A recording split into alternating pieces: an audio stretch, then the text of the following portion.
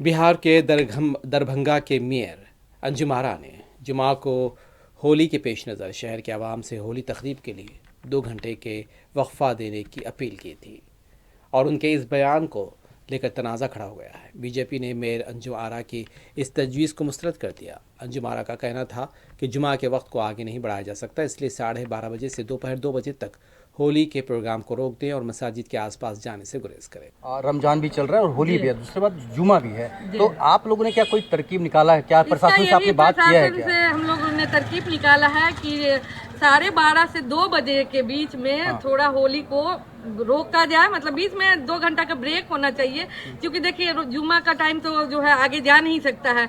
इसीलिए जैसे हम लोग भी जो है रमजान में अगर मुहर्रम पड़ गया है तो हम लोगों ने टाइम टेबल थोड़ा चेंज किया है। बस सभी लोग से आग्रह यही रहेगा कि 12:30 से 2 बजे के बीच थोड़ा सा होली का कार्यक्रम जो है मस्जिद और जहाँ पे नमाज पढ़ने जाते हैं लोग उससे थोड़ा दूरी बना के अपना ये आपने अपना सुझाव रखा है। जी बिल्कुल।